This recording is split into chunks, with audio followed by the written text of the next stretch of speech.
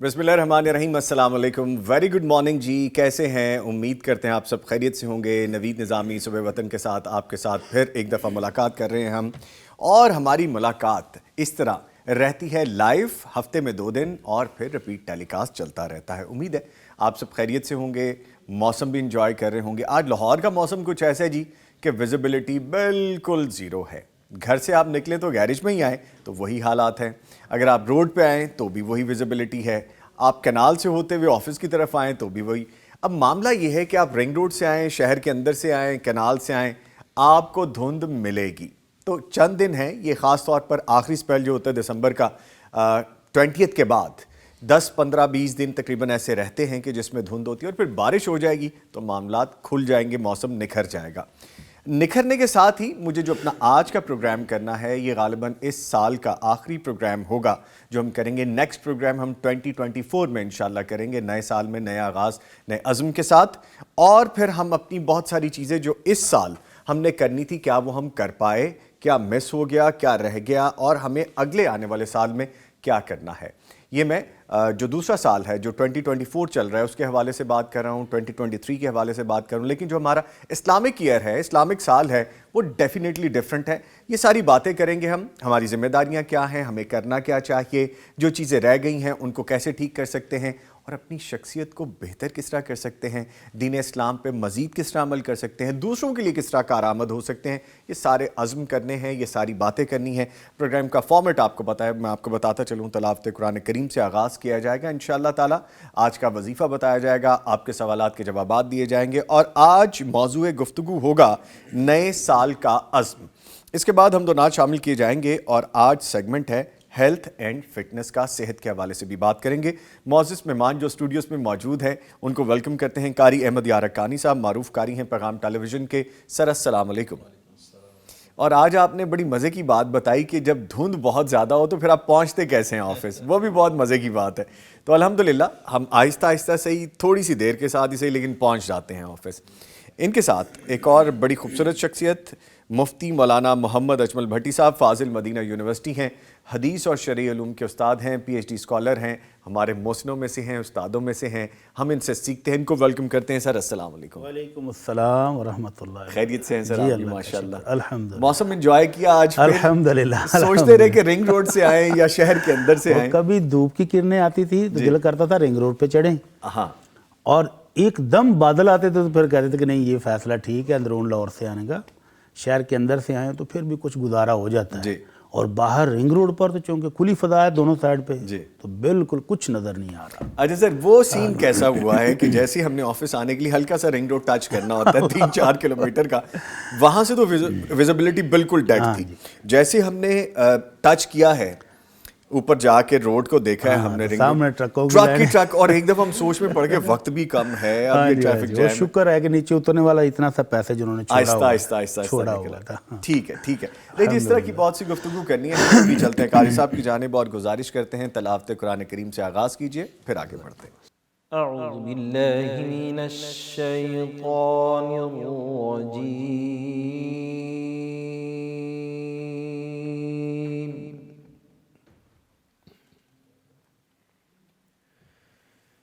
बिस्मिल्लाहिर रहमानिर रहीम।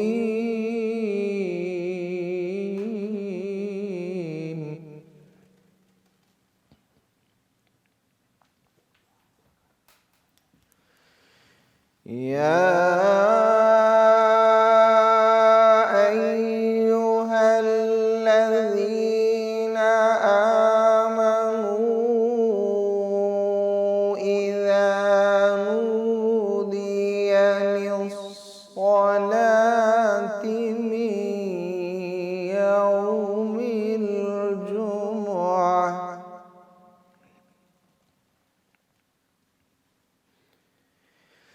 إذا نودي للصلاة من يوم الجمعة فاسعوا إلى ذكر الله وذروا البيع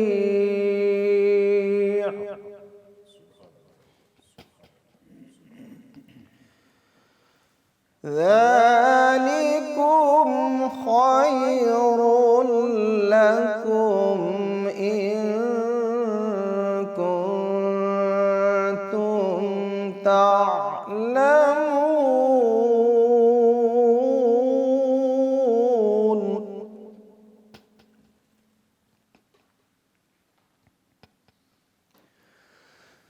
فإذا قضيت الصلاة فانتشروا في الأرض وابتغوا من فضل الله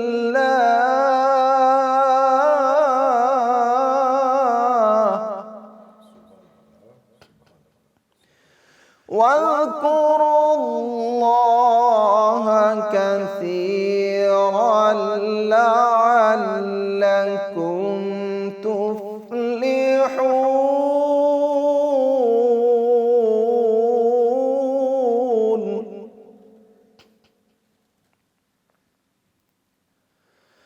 وإذا رأوا تجارة أو لهوا انفضوا إليها وتركوك قائما.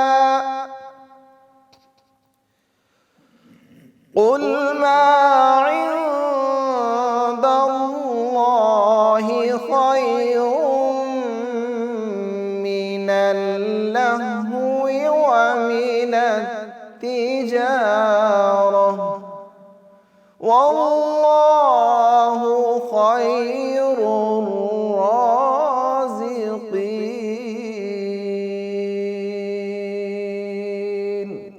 صدق الله العظيم.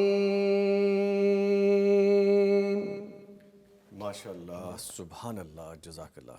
कारी साहब, अल्लाह ताला आपको जज़ाए खैर अता फरमाए। खूबसूरत अंदाज़ है, खूबसूरत अदायगी है, खूबसूरत फ़ील है और ख़ूबसूरत समा बन जाता है। माशाल्लाह, जब हम सुनते हैं तो ऐसा ही फ़ील होता है कि गुफ्तगू हो रही है, कलाम हो रहा है, समझने के लिए बहुत कुछ हमारे सामने है। अब ये हम पे है कि हम कितना समझते हैं। तो आज जी कारी साहब से एक और भी हमारी बात पहले चल रही थी। कारी साहब कहते मैंने नाश्ता नहीं किया आज, क्योंकि मैंने तिलावत करनी है तो मेरा फ़्लो बड़ा अच्छा रहेगा, मैं चाह रहा हूँ कि फ़्लो मेरा साफ़ आए। तो कैसा फ़ील किया आज आपने कारी साहब? बहुत अच्छा रहा, अच्छा फ़ील किया, एक्सपीरियंस अच्छा।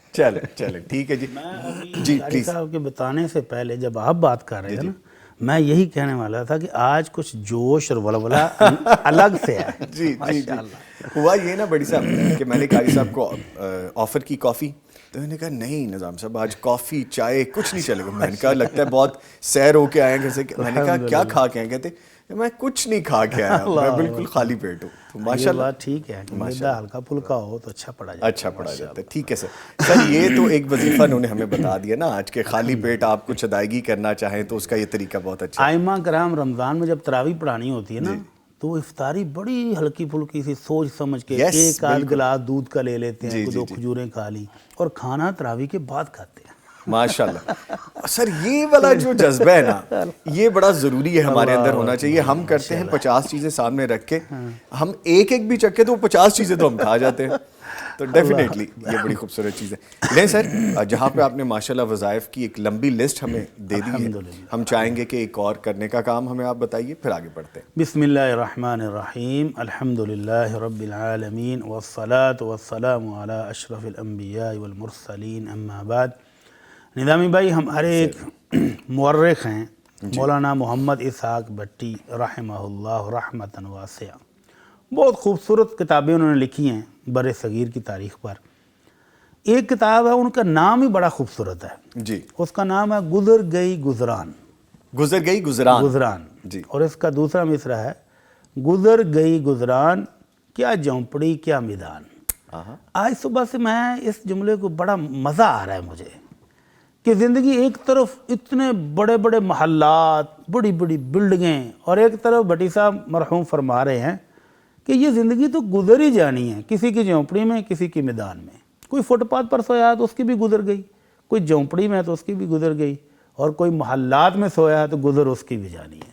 مسئلہ وہاں ہے جہاں یہ گزرنی نہیں ہے, ختم نہیں ہونی ہے. اللہ اکبر. اس دنیا کے اندر جس کو اللہ کہتے ہیں وَالْآخِرَةُ خَيْرٌ وَأَبْقَىٰ, ہے بھی بہترین اور ہے بھی باقی رہنے والی, ختم نہیں ہوگی.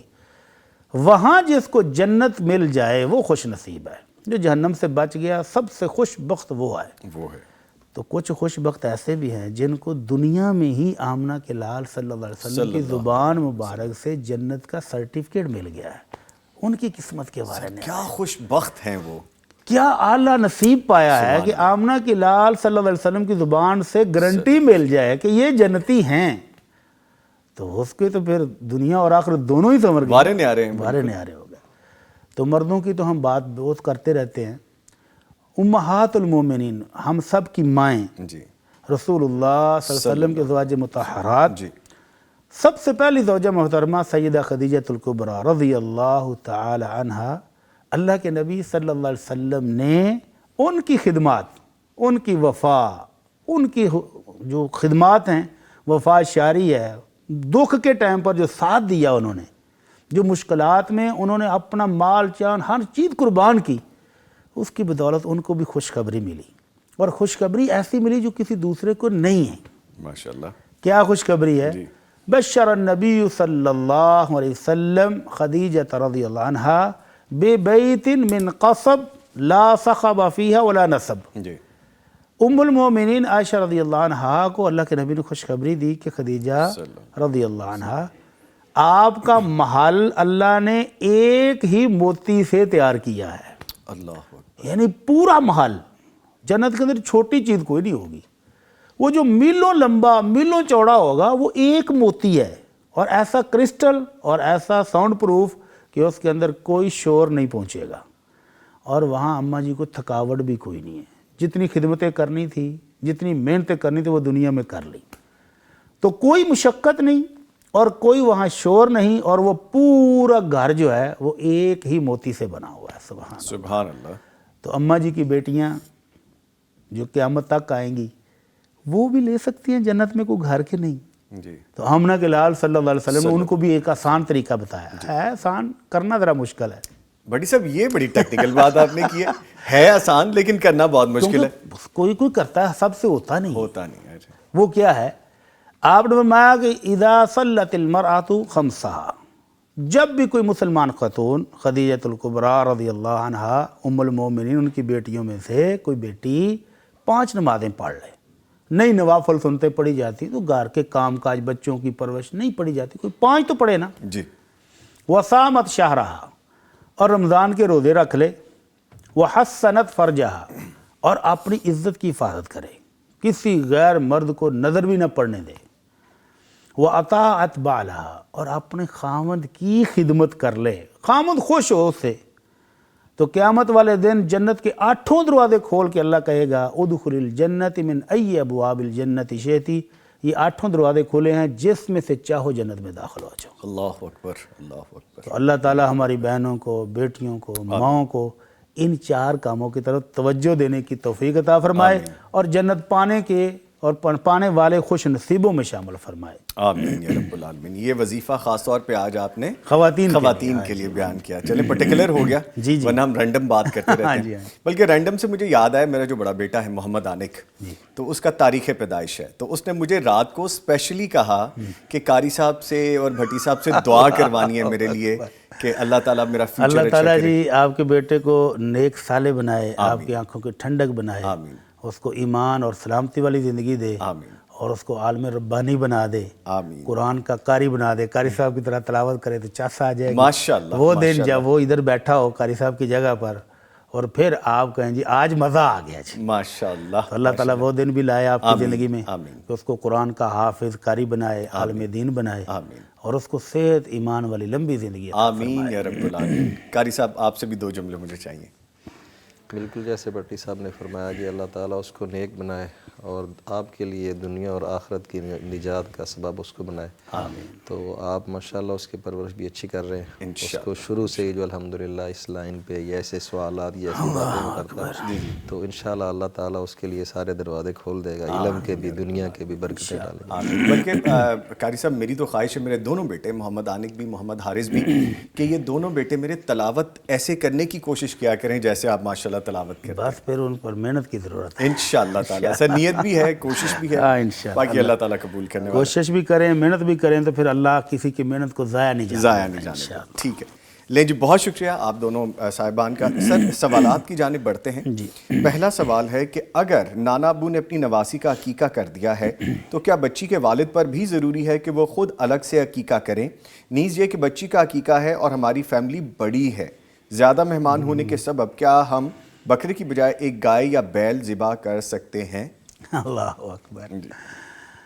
نامی بھائی, اللہ رب العزت کے رسول صلی اللہ علیہ وسلم نے اپنے نواسوں کا عقیقہ خود کیا ہے. آپ نے ہاتھ حسن اور ہاتھ حسین دونوں کا عقیقہ آپ نے کیا ہے. تو سوال تو ڈائریکٹ جاری نانا جی کی طرف رہا ہے. تو اگر نانا جی کر دیں تو یہ ادائیگی ہو گئی ہے, اب والد کے لیے والدہ کے لیے ضروری نہیں ہے. تو اللہ کے نبی صلی اللہ علیہ وسلم کا فرمان ہے کہ عن الغلام شاۃان مکافئتان وعن الجاریۃ شاۃ, کہ اگر اللہ نے بیٹا دیا ہے تو 2 بکرے ایک جیسے پلے ہوئے خوبصورت موٹے تازے وہ اللہ کی راہ میں قربان کریں, اور اگر اللہ نے بیٹی دی ہے تو 1 بکرا ذبح کریں. اب یہ اور مسئلہ ہے کہ آپ دعوت کرنا چاہتے ہیں فیملی کی اور اس کو گوشت یہ پورا نہیں آئے گا تو اس کے لیے آپ الگ سے بکرے کر لیں, گائے کر لیں, اونٹ کر لیں, جو مرضی کر لیں. لیکن جو عقیقہ ہے اس میں بڑا جانور کرنا سنت نبوی سے ثابت نہیں ہے. ٹھیک ہے. تو بڑا جانور کرنا ثابت ہی نہیں, مسنون ہی نہیں ہے.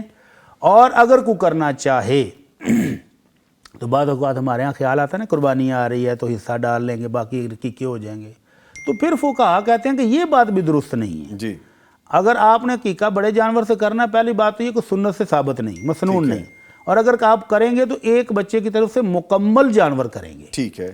تو ان کے لیے عرض یہ ہے کہ سنت کے مطابق عقیقہ کریں, جی, بکرا ذبح کریں, اور اگر دعوت کرنی ہے عزیز و اقارب کے لیے مزید گوشت کی ضرورت, جس طرح آپ باربیکیو کریں گے علیحدہ سے کر لیں جانور, مزید ڈشیں بنائیں گے نا, جی اس کے لیے علیحدہ سے جانور کر لیں. ٹھیک ہو گیا, ٹھیک ہو گیا. اچھا سر, اگر کسی نے جیسے کہ والدین ہیں انہوں نے اپنے چند بچوں کا عقیقہ کیا ہی نہیں, اس کو شاید اوور لک کر گئے یا شاید امپورٹنٹ نہیں سمجھا یا جیب نے اجازت نہیں دی, whatever the reason behind, ان بچوں کے لیے کیا حکم ہے؟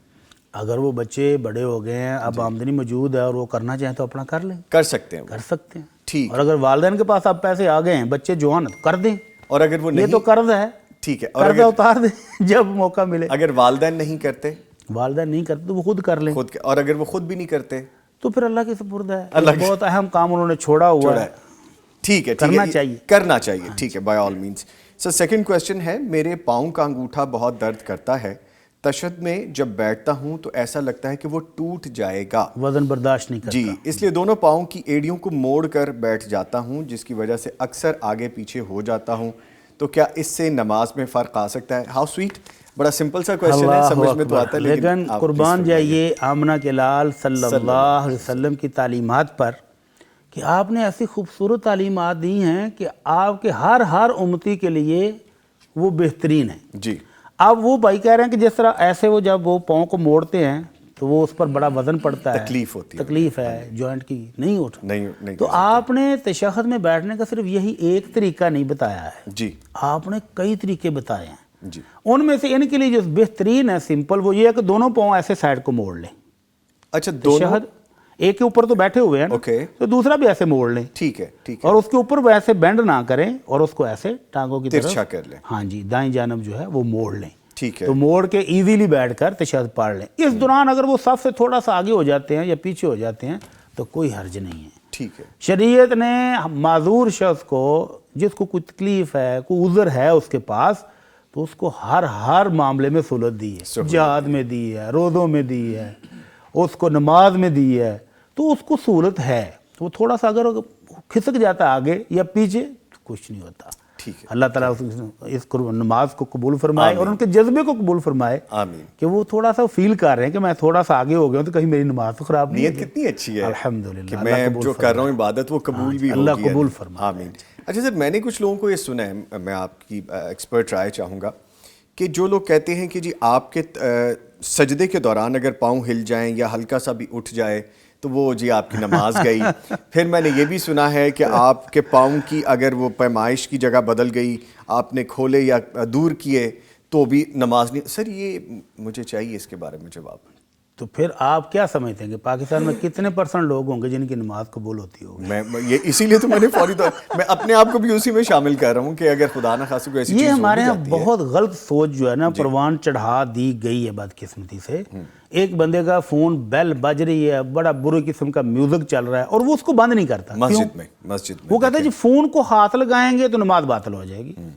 تو یہ وہ جو آپ نے کہا یہ بھی اسی طرز کی بات ہے. جبکہ شریعت کیا کہتی ہے؟ جی آمنہ کے لال صلی اللہ علیہ وسلم نماز کی جماعت کرا رہے ہیں اور آپ کی نواسی سیدہ امامہ رضی اللہ عنہا آپ کے کندھوں کے اوپر بیٹھی ہے. آپ جب رکوع جاتے ہیں تو اس بچی کو اوپر سے اتار کے نیچے بٹھاتے ہیں، سجدے کرنے کے بعد دوبارہ اٹھا کے پھر بٹھاتے ہیں دوران نماز. اس دوران حرکت کوئی نہیں ہوئی ہے. اور آمنہ کے لال صلی اللہ علیہ وسلم نماز کے دوران آگے بڑے محراب میں، آپ نے ہاتھ ایسے آگے بڑھایا اور پھر پیچھے آ گئے. تو صحابہ کرام نے نماز کے بعد پوچھا کہ نبی آپ چل کے آگے گئے؟ چل کے گئے ہیں، صرف انگوٹھا نہیں اٹھایا، وہ پیر نہیں آگے پیچھے کیے بلکہ چل کے آگے گئے اور آپ پھر پیچھے بھی آ گئے. تو آپ نے فرمایا مجھے اللہ رب العزت نے اس قبلے والی دیوار کے اوپر جنت دکھائی تو میرا دل کیا کہ ایک پھلوں کا گچھا میں پکڑ لوں. ماشاءاللہ. فرمایا اگر پکڑ لیتا تو میری ساری امت تا قیامت کھاتی وہ ختم نہیں ہونے والا تھا. جنت کا ہے نا، ختم نہیں ہوتا. جنت کا. اور پھر اللہ نے اسی دیوار کے اوپر جہنم کے مناظر بھی دکھائے تو پھر میں پیچھے ہٹایا. تو یہ دیکھیں نماز کے دوران آپ گئے بھی ہیں اور آئے بھی ہیں. تو اس طرح نماز میں کوئی خلل واقعہ نہیں ہوتا. بوقت ضرورت موبائل بجائے اس کو بند کریں، بجائے اس کے کہ آپ ساری مسجد کے نمازیوں کو ڈسٹرب کر رہے ہوں تو آپ ایک بندے کیوں نہیں اس کو نکال کے بند کر لیتا؟ اول تو نماز سے پہلے کرنا چاہیے. ایگزیکٹلی، بالکل. اور اگر آپ بھول گئے ہیں اور غلطی سے بیل آ گئی ہے تو اس کو آپ بند کر لیں. اسی طرح اگر بچہ آپ مسجد میں لے آئیں، یہ بھی بڑا مشکل ہے کہ مسجد میں بچوں کو نہیں لانا چاہیے، تو یہ بھی بڑا ظلم ہے. بچہ آپ کے پاس آیا، بچہ پریشان ہو گیا، آپ کھڑے ہیں اور بیٹھا ہے رونے لگے، اس کو اٹھا لیں. اسی طرح گھر میں والدہ اگر نماز پڑھ رہی ہے اور بچہ رونا شروع ہو گیا تو وہ بچے کو اٹھا لیں، اٹھا کے نماز پڑھیں، کوئی مسئلہ نہیں ہے. ٹھیک ہے. تو اس لیے یہ تھوڑی بہت جو حرکت ہے نماز کے دوران، مثلا اللہ کے نبی کا حکم ہے کہ دو پاؤں کے درمیان جو جگہ ہے نا آپ کے نمازی کے ساتھ، تو یہ جو خالی جگہ ہے، فرمایا من سد فرجتن بن اللہ له بیتا فی الجنہ، جو یہ خالی جگہ پر کر لے نا اللہ اس کا بھی گھر جنت میں بنا دیتے ہیں. سبحان اللہ. تو آپ تو کہہ رہے ہیں کہ پاؤں ہلانا نہیں، اور اللہ کے نبی ترغیب دے رہے ہیں کہ جو خالی جگہ بچ گئی ہے اس کو پر کر دو. تو یہ پر کرنے کے لیے جو پاؤں ہلا ہے یہ تو جنت کا باعث ہے، گناہ کوئی نہیں ہے. ٹھیک ہے. بلکہ بھٹی صاحب یہ پاسبل ہی نہیں ہے کہ آپ نے اتنے پوسچرز بدلنے ہیں، ڈفرینٹ اینگلز میں آپ نے اٹھنا بیٹھنا کھڑے ہونا ہے. اتنی اذیت تو نہ دیں، یہ تو نہیں کہ سٹیٹک ہو جائے بالکل، وہ پاؤں ہی جم جائیں، وہ گلو لگائیں نیچے اللہ کے کھڑے رہیں. ٹھیک ہے سر. موونگ فارورڈ ایک اور کویسچن ہے جی. آج کل عدالت سے خلا لینے کا رواج عام ہوتا جا رہا ہے. شوہر طلاق نہیں دینا چاہتا جبکہ بیوی عدالت کے ذریعے خلا حاصل کر لیتی ہے اور خلا لے کر کہیں اور نکاح بھی کر لیتی ہے، کیا یہ جائز ہے؟ جی اللہ تعالیٰ نے میاں اور بیوی دونوں کو حق دیا ہے نا کہ اگر وہ اس نباہ کو نہیں آگے بڑھا رہے، نہیں گزارا ہو رہا، تو اب یہ کچھ جیل یا قید یا سزا تو نہیں ہے نا کہ ایک دفعہ نکاح ہو گیا تو بس ساری زندگی اسی کے ساتھ بندہ رہنا ہے. یہ مسلمانوں کے عقائد میں سے نہیں ہے، مسلمانوں کے مسائل میں سے نہیں ہے کہ بس خاوند ایک ہی ہے، وہ فوت ہو جائے تو بیوی بھی اس کے ساتھ ہی دفن کر دو. ایسا ہمارے ہاں نہیں ہے. تو بیوی کو بھی حق حاصل ہے کہ اگر کسی وجہ سے وہ اپنے خاوند کو اب ناپسند کرتی ہے اور اس کے ساتھ نہیں رہنا چاہتی، یا خاوند کا سلوک ایسا ہے، اس کا رویہ ایسا ہے کہ بیوی تنگ پڑ گئی ہے، یا وہ کماتا ہی کچھ نہیں، گھر میں بیٹھے سگریٹ پی رہا ہے اور گھر کے اخراجات نہیں چل رہے، بیوی تنگ آ گئی، تو وہ اس سے آزادی چاہتی ہے تو اس کو کہتی ہے کہ مجھے طلاق دے دو. وہ نہیں دیتا، وہ کہتی ہے خلا دے دو. خلے کا مطلب ایک حق میں رکھ لو، میں نہیں لیتی. بعض دفعہ 20 25 30 لاکھ بھی لکھوا لیا جاتا ہے نا شادی کے موقع پہ. وہ کہتی میں نے چھوڑا سارا کچھ، تم یہ حق مہر بھی رکھو اور مجھے چھوڑ دو. وہ پھر بھی نہیں چھوڑتا، اور اکثر بار وہ چھوڑتے اسی وجہ سے نہیں ہیں کہ حق مہر دینا پڑے گا، ابھی تک دیا نہیں ہوتا، پینڈنگ میں ہوتا ہے، تو طلاق دینے کا مطلب ہوتا ہے وہ سمجھتے ہیں کہ یہ 20 لاکھ تو دینا پڑے گا، تو بچی کہہ رہی ہے، بیوی کہہ رہی ہے کہ تو 20 لاکھ بھی رکھ لو اور مجھے چھوڑو، وہ پھر بھی نہیں چھوڑتا، اور بعض دفعہ صرف مقصد اذیت دینا ہوتا ہے کہ نہ میں تمہیں بیویوں کی طرح رکھوں گا اور نہ میں تمہیں طلاق دوں گا کہ تم آگے شادی کر لو، تمہیں اور تمہارے خاندان کو اسی طرح اذیت دوں گا۔ تو اب اس کا حل پھر کیا ہے؟ عدالتیں اسی لیے ہے نا۔ تو ہمارے ہاں یونین کونسل کا نظام بھی اچھا ہے، وہ نوٹس بھیجتے ہیں، فون کرتے ہیں باقاعدہ، کیونکہ یونین کونسل چھوٹے سے علاقے کی ہوتی ہے نا، ان کو ایک ایک بندے کا پتہ ہوتا ہے، وہ اس سے باقاعدہ رابطہ کرتے ہیں، اس کو بلاتے ہیں کہ آؤ۔ میری آنکھوں کے سامنے یہ منظر ہوا کہ یونین کونسل کا چیئرمین کہہ رہا تھا کہ یار ان کو بلاؤ، ان کی صلح کا بندوبست کریں، تو وہ بیچارے تو کوشش کرتے ہیں کہ گھر بچ جائے، پھر اگر وہ نہیں آتے تو پھر اس کو دوسرا نوٹس بھیجتے ہیں، فون کرتے ہیں، رابطہ کرتے ہیں، پھر تیسرا، اگر ان تینوں بار وہ نہیں آیا تو پھر وہ خلع کا آرڈر جاری کر دیتے ہیں۔ ٹھیک ہے۔ تو ایسی صورت میں عورت کو یہ پورا حق ہے کہ جب خامد کسی طرف بھی نہیں آ رہا تو وہ اپنی ذاتی کے لیے یونین کونسل یا عدالت سے خلع لے لے، اور اگر عدالت نے یہ آرڈر جاری کر دیے کہ یہ نکاح ختم ہے تو پھر اس کے بعد وہ نکاح کر سکتی ہے۔ اچھا سر، اسی کے ساتھ ایک چیز اور بھی ایڈ کر لیں، نکاح نامہ میں ایک شک یہ بھی ہے کہ عورت کو حق دیا جائے طلاق لینے کا، دینے کا، وہ جو شک ہے، تو میں چاہوں گا اس کے بارے میں بھی چند ورڈز آپ کہیں۔ ٹوٹلی غیر شرعی ہے، اللہ رب العزت نے طلاق کا حق مرد کو دیا ہے، عورت کو خلع کا دیا، برابر ہے، اس میں کوئی کمی نہیں ہے، عورت آزادی چاہتی تو خلع لے، لیکن طلاق کا حق اس کو دے دینا یہ غلط ہے۔ ٹھیک ہے، تو سر یہ ہمارے نکاح نامہ میں جو کہ اسلامک ریپبلک آف پاکستان ہے، بہت ساری کام غلط بھی چل رہے ہیں اور ابھی تک چل رہے ہیں۔ ٹھیک ہے سر، کوزے میں آپ نے دریا بند کر دیا، اب میں مزید ڈیبیٹ کیا کروں اس پہ۔ سر اگلا سوال ہے، کوئی شخص بیماری کی وجہ سے رمضان کے روزے نہیں رکھ سکتا اور اس نے ارادہ کیا تھا جب صحیح ہوگا تو روزے رکھے گا، لیکن وہ وفات پا گیا، تو اس کی بیوی کیا اس کے بہاف پر روزے کا فدیہ دے یا اس کی طرف سے روزے رکھے؟ رمضان کے مسائل ابھی آنے شروع ہو گئے۔ ہاں جی، تیاری ہے نا سر؟ بالکل انشاءاللہ 2 مہینے۔ رمضان کے بارے میں اللہ تعالیٰ کہتے ہیں ایام معدودات، پہلی بات تو یہ ہے کہ ہیں ہی تھوڑے سے جی، اور اسی آیت کے اینڈ پر اللہ کہتے ہیں وَأَن تَصُومُوا خَيْرٌ لَكُمْ، اگر تم روزہ رکھو تو یہ بہت بہتر ہے۔ فدیہ بھی دے سکتا ہے، کوئی بندہ معذور ہے، نہیں رکھ پا رہا، بوڑھا ہے، بیمار ہے، مشقت ہے، نہیں رکھ پا رہا، فدیہ بھی دے سکتا ہے، اور اگر روزہ رکھ لے تو یہ بہت بہتر ہے۔ اب اس بھائی نے نیت تو کی ہوئی تھی کہ اللہ تندرستی دے گا تو میں روزے رکھوں گا، پھر غالباً وہ اسی بیماری میں فوت ہو گئے، ان کو موقع نہیں ملا، تو ایسے لوگوں کے بارے میں اللہ تعالیٰ کہتے ہیں کہ جو بندہ مسافر ہو، فَمَنْ كَانَ مِنْكُمْ مَرِيضًا أَوْ عَلَىٰ سَفَرٍ فَعِدَّةٌ مِنْ أَيَّامٍ أُخَرَ، کہ جو سفر پر چلا گیا ہے روزہ چھوڑنے کی اجازت ہے چھوڑ لے، جو بیمار ہو گیا اس کو روزہ چھوڑنے کی اجازت ہے وہ چھوڑ دے، اور جب اس کو سفر سے واپس آئے یا بیماری سے وہ صحت مند ہو جائے تو پھر رکھ لے۔ اب اس کو موقع ہی نہیں ملا، یہ بیچارہ اسی بیماری میں فوت ہو گیا، تو اب اس کا نہ فدیہ ہے نہ اس کے اوپر روزے ہیں، لیکن اگر یہ صحت مند ہوا تھا، موقع ملا، لیکن وہ تھوڑا سا کمزوری کی وجہ سے انتظار کرتا رہا کہ صحت اور بحال ہو جائے تو رکھوں گا، نہیں رکھ پایا، موقع ملا رکھا نہیں ہے، تو اب اس کے ولی جو ہیں، وارث جو ہیں، وہ روزے رکھیں۔ اللہ کے نبی صلی اللہ علیہ وسلم فرماتے ہیں من مات وعلیہ صیام صام عنہ ولیہ، جو بندہ فوت ہو گیا اور اس کے روزے باقی ہوں تو اس کے ورثاء جو ہیں، جنہوں نے جائیداد لینی ہے، قریبی رشتہ دار ہیں، بہن بھائی ہیں، اولاد ہے، بیوی ہے، تو وہ اس کی طرف سے روزے رکھ دیں، اور اگر بیوی بھی کمزور ہو، بوڑھی ہے، بیمار ہے، وہ روزے نہیں رکھ پا رہی اور کوئی دوسرا وارث قریب ہے نہیں، تو پھر وہ فدیہ دے دے اور اس سے بھی اس کی ادائیگی انشاءاللہ ہو جائے گی۔ ٹھیک ہے، دونوں صورتیں آپ نے بیان کر دی۔ جی، دونوں صورتیں ہو سکتی۔ سر آگے ایک جانور کو مناکٹ، اٹس ناٹ مناکٹ، لیکن چلیں کویسچن کرتے ہیں جی۔ لکھا ہے کہ بکرے کو خصی کرنا کیسا ہے، کیونکہ خصی نہ کریں تو وہ یورین پینے لگتا ہے اور اس سے گوشت بدبودار ہو جاتا ہے، جسے اور یہ کنفرم ہے، یہ کنفرم۔ اچھا، اور وہ کہتے ہیں کہ ایسے بکرے کو بو بکرا کہتے ہیں، ہاں جی، وہ دور کھڑا ہو تو بو اسمیل آتی ہے، اسمیل آتی ہے، تو اس کے گوشت میں سے بھی اسمیل آتی ہے، تو جس کے گوشت سے اسمیل آنی شروع ہو جائے اس کو شریعت میں جلالہ کہتے ہیں۔ تو اللہ کے نبی صلی اللہ علیہ وسلم نے وہ مرغی جو مسلسل گندگی کھاتی ہے اور اس کے انڈوں سے بو آنی شروع ہو جائے، اس کے جسم سے بو آنی شروع ہو جائے، تو اس کے انڈے کھانا یا اس کا گوشت کھانے سے روک دیا ہے، اور وہ جانور جو دودھ دینے والا تھا اس کے دودھ سے بو آنی شروع ہو جائے یا اس کے گوشت سے، اس کے جسم سے بو آنی شروع ہو جائے، پسینہ آیا اور بو آ رہی ہے، تو ایسے جانور کا گوشت کھانے سے بھی منع کر دیا۔ حل کیا ہے؟ اس کو روکو، پاک صاف اس کو چارہ دو، دانہ ڈالو مرغی کو، جب وہ بو ختم ہو جائے پھر اس کا انڈا کھانا بھی جائز ہے، اس کا گوشت کھانا بھی جائز ہے، اور اس کا دودھ پینا بھی جائز ہے۔ لیکن جو قربانی کا جانور ہے جس کو آپ نے قربان کرنا ہے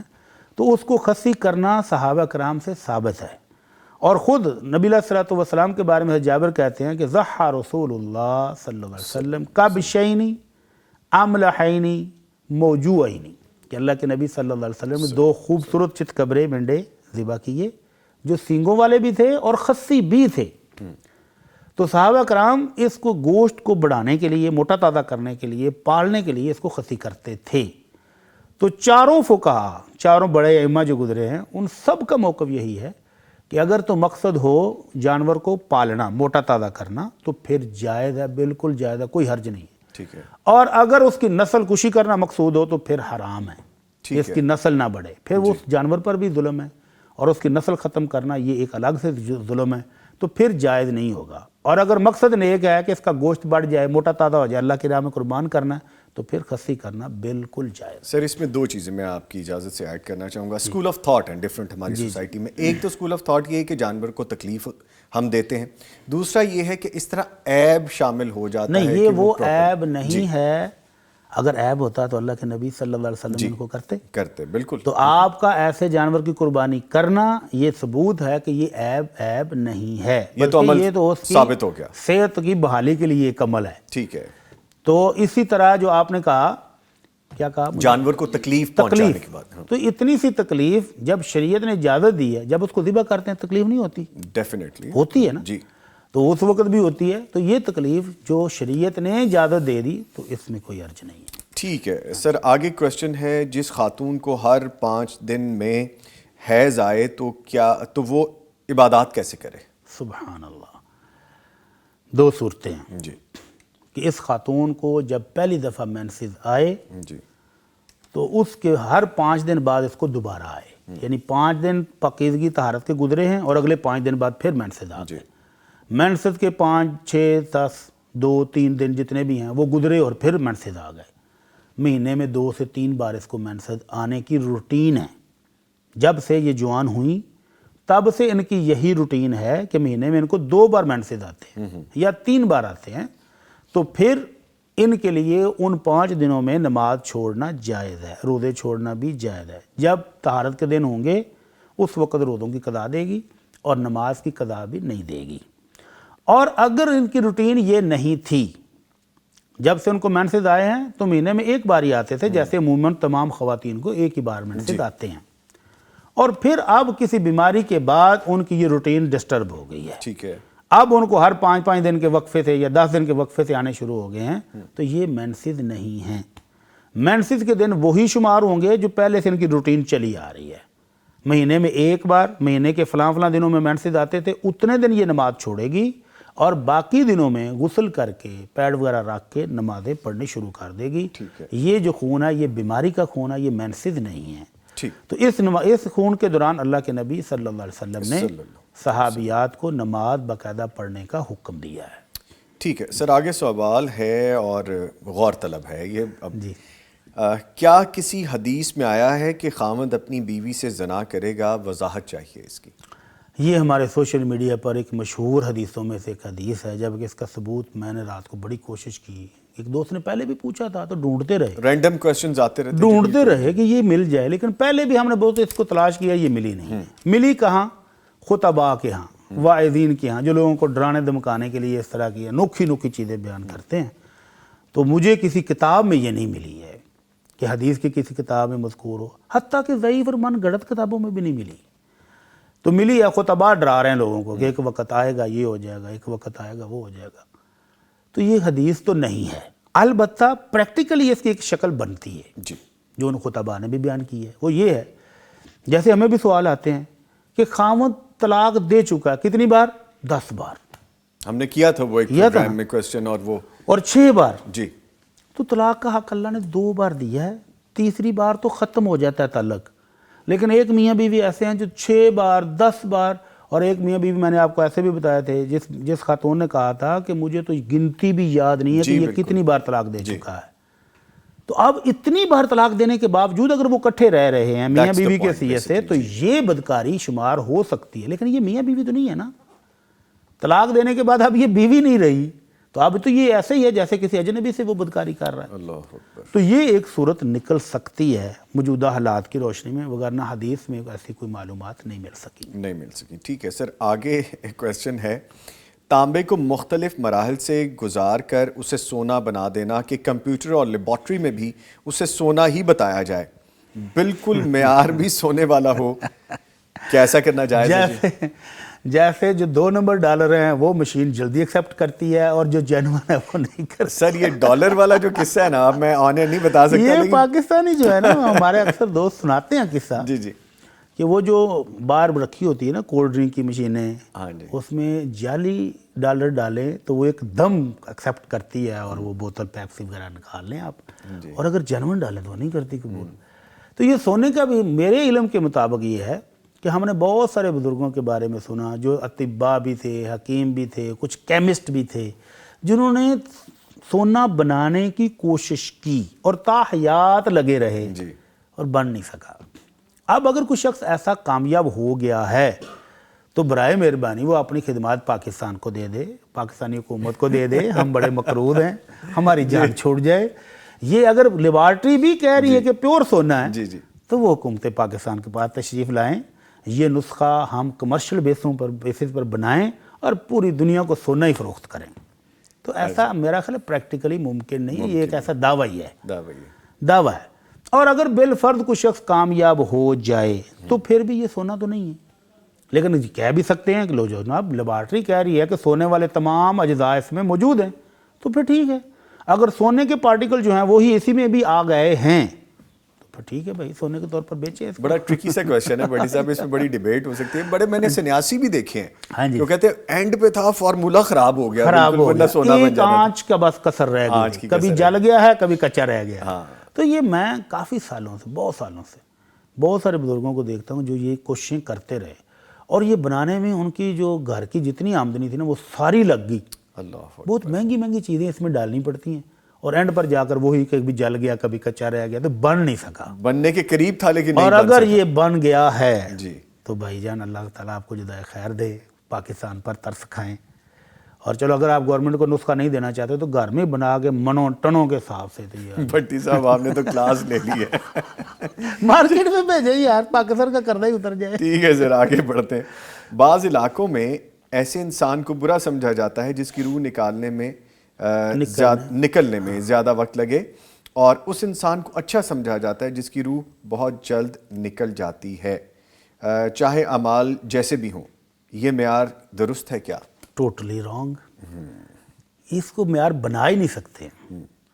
اگر آپ دیکھیں امام الانبیاء آمنہ کے لال محمد الرسول اللہ صلی اللہ علیہ وسلم کے لمحات، تو سیدہ فاطمہ رضی اللہ تعالیٰ عنہ لخت جگر آپ کی تکلیف کو، آپ کو بخار تھا شدید اور آپ کے پاس ایک پیالہ پانی رکھا ہوا تھا اور آپ بار بار ہاتھ گیلا کر کے اپنے چہرے پر ملتے تھے، شدت ہے. تو اس وقت سیدہ فاطمہ کہہ رہی تھیں واہ کرب آباتا، ہائے میرے ابا جی کو کتنی تکلیف ہے. اور ابا جی تسلی دیتے ہوئے کہہ رہے ہیں بیٹی آج کے بعد آپ کے ابا جی کو اللہ سخ دے گا، رحمتیں دے گا، تکلیف نہیں ہوگی. اور ام المومنین عائشہ رضی اللہ عنہا فرماتی ہیں کہ یہ جو لوگوں کے ہاں مشہور ہے نا کہ فلاں کو بڑی آسان موت آئی، بڑی نرم موت آئی، آمنہ کے لال صلی اللہ علیہ وسلم کے لمحات دیکھ کر میں نے یہ سمجھنا ہی چھوڑ دیا کہ کسی کو موت کی سختیوں سے نجات بھی مل سکتی ہے. بڑا واضح جواب ہے، بڑا واضح ہے. تو ہم امتی کے اس بات کی مولی ہیں. لیکن پھر ہم دیکھتے ہیں ایک شہید ہے، اس کو فائر لگا چند سیکنڈ میں فوت ہو گیا. اور آپ نے فرمایا کہ شہید کو ایک چونٹی کے کاٹنے جتنی تکلیف ہوتی ہے. اور دوسری طرف ہم دیکھتے ہیں کہ ایک بہت عبادت گزار نیک آدمی، جیسے ابھی میں نے آپ کو دکھایا نا ایک بزرگ، جی بالکل، جن کا ہم نے قصہ بھی بیان کیا، ICU میں ہیں بزرگ، جی، اور ابھی وہ ان کا بیٹا بتا رہا تھا کہ وہ اب پہچاننا بھی ختم ہو گئے ہیں. ان کو ان کی تصویر دکھائی تو انہوں نے سر ہلایا کہ نہیں، اپنی تصویر بھی نہیں وہ پہچان پا رہا ہے. اس کے باوجود فجر کی نماز پڑھی ہے اور اب ٹوٹے پھوٹے الفاظ میں اذکار کر رہے ہیں. سبحان اللہ. اللہ تعالیٰ ان کو صحت اور سلامتی دے، ایمان والی لمبی زندگی دے. آمین. اسی طرح کا اگر کوئی مریض ہاسپٹل میں مہینہ 10 بلکہ کئی سال ہاسپٹل میں ڈسٹرب رہتے ہیں تو کیا ہم کہہ سکتے ہیں کہ یہ تو بہت بری موت فوت ہوا ہے؟ نہیں، بالکل بھی نہیں کہہ سکتے. اور ایک شخص ڈانس پارٹی میں ڈانس کرتے کرتے شراب کے نشے میں دودھ گرا اور مر گیا تو ہم کہہ سکتے ہیں کہ یہ بڑی اچھی موت مرا ہے؟ تو یہ ہمارا معیار ٹوٹلی غلط ہے۔ موت کے وقت کس کو اللہ کی رحمتیں ملی ہیں، کس کو تکلیف کم ہوئی ہے، کس کو زیادہ ہوئی ہے، ہمارے پاس کوئی ایسا ٹول نہیں ہے کہ ہم جج کر لیں کہ اس کو موت بڑی آسان آئی ہے، اس کو بڑی مشکل آئی ہے۔ البتہ روح نکلنے کا جو سلسلہ ہے نا، مسلمان کا اور نان مسلم کا، اس میں فرق ہے۔ آمنہ کے لال صلی اللہ علیہ وسلم فرماتے ہیں کہ جب مسلمان کی موت کا وقت آتا ہے تو اسرائیل، جس کو ہم کہتے ہیں ملک الموت، جنت سے کفن لے کر آتے ہیں، جنت سے خوشبوئیں لے کر آتے ہیں، اور خوبصورت چہروں والے فرشتے آتے ہیں اس کی روح نکالنے کے لیے، دور بیٹھ کے کہ یہ ڈرے بھی نہ، خوف زدہ بھی نہ ہو، اور پھر اس کو کہتے ہیں اے نیک روح آجا اللہ کی رحمتوں کی طرف۔ تو وہ ایسے نکلتی ہے جیسے مشکیزے میں آخری قطرہ پانی کا ہو، یہ کپ ہے، اس میں آخری قطرہ ہو تو ایسے گریں نیچے تو وہ ایک دم نیچے گر جائے گا۔ اور اس کے مقابلے میں جو نان مسلم کی روح ہے، اس کے لیے جہنم سے بدبودار ٹاٹ لائے جاتے ہیں، بدبودار قسم کے سامان لائے جاتے ہیں اس کو، اور فرشتے خوفناک شکلوں والے آتے ہیں اور قریب آ کر کہتے ہیں اے خبیث روح نکل، تو وہ جسم میں بھاگتی ہے۔ تو آپ نے فرمایا اس کے نکلنے کا منظر ایسا ہوتا ہے کہ جیسے روئی بھیگی ہوئی ہو، خشک ہو تو پھر بھی تھوڑی بہت اٹک جاتی ہے، بھیگی ہوئی روئی ہو اور اس کو آپ کانٹے دار درخت پر ڈال کے کھینچیں تو وہ تار تار ہو جاتی ہے۔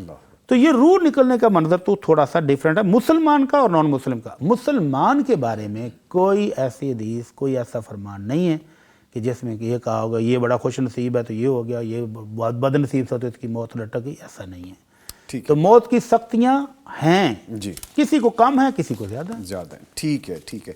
لے جی، اس کے ساتھ ہی میں دونوں اپنے معزز مہمانوں کا شکریہ ادا کروں گا۔ ہمارے ساتھ موجود رہے قاری احمد یار حقانی صاحب، سر آپ کے آنے کا بہت شکریہ، اور وہ ٹوٹکا بتانے کا بھی بڑا شکریہ کہ دھند زیادہ ہو تو ایسے کر کے نکل سکتے ہیں آپ، جلدی پہنچ سکتے ہیں۔